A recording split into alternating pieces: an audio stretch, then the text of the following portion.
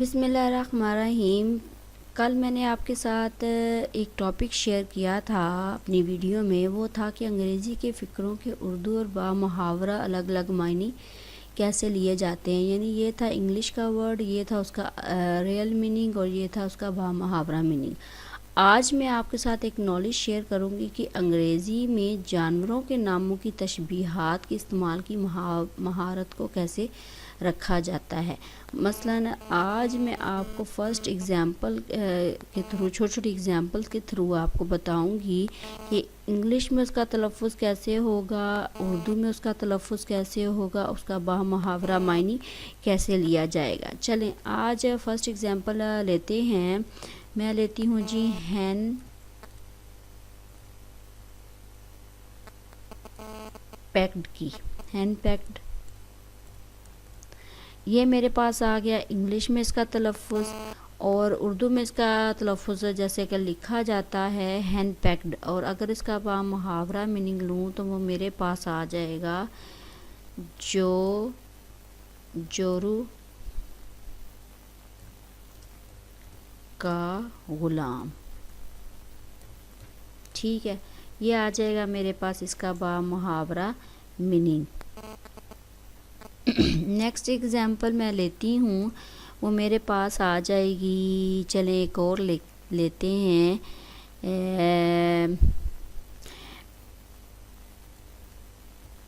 Pig headed की।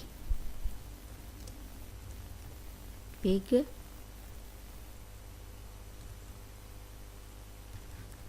ठीक है, अब इसका अगर मैं लूँ बा मुहावरा मीनिंग तो मेरे पास आता है बेवकूफ़। बेवकूफ़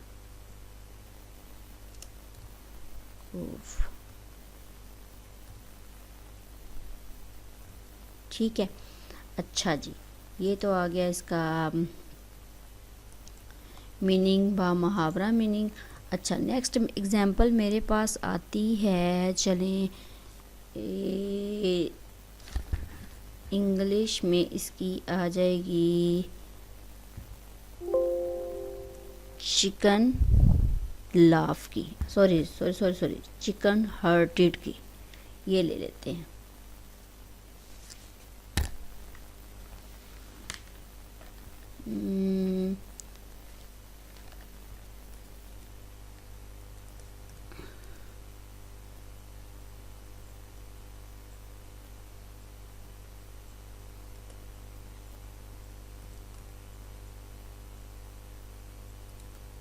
ठीक है, अच्छा जी, इसकी जो मेरे पास आती है बा मुहावरा, इसका जो मीनिंग आता है वो आ जाएगा जी बुज़दल। ठीक है, ये आ जाएगा बा मुहावरा मीनिंग। अगली नेक्स्ट एग्ज़ाम्पल मेरे पास आ जाती है हॉर्स लाफ की।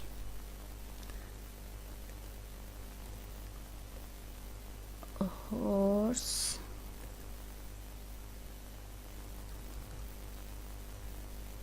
लाफ।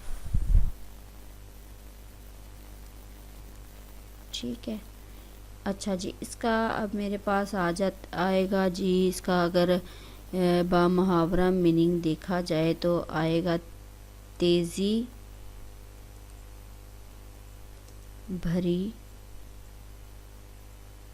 भरे कह के। ठीक है, तेज़ी भरे कह के, या फिर एक और इसका मीनिंग ले लेते हैं हंसी की आवाज़। ठीक है, ये इसका आ जाएगा बा मुहावरा मीनिंग। अच्छा जी, नेक्स्ट एग्ज़ाम्पल अगर मैं लूँ तो मेरे पास आ जाता है डर्ट चीप की। डर्ट जी, इसका मैं अगर बा मुहावरा मीनिंग लूँ तो मेरे पास आता है बहुत सस्ता।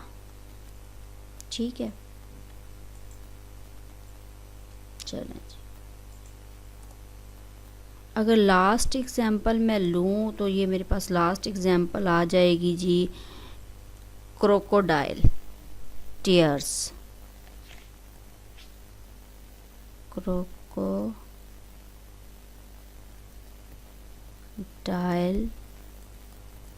टीयर्स।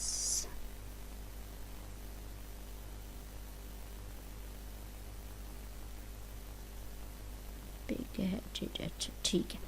अच्छा जी, अब इसका जो अगर मैं बा मुहावरा लूँ मीनिंग, तो मेरे पास आ जाएगा एक मीनिंग तो आ जाएगा जी, मगर मच के आंसू। ठीक है।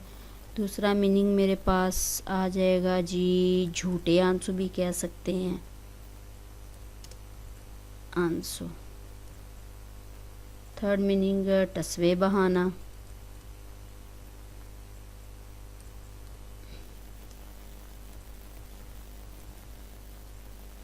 चलें जी, ये तो आगे इनके मीनिंग। ठीक है।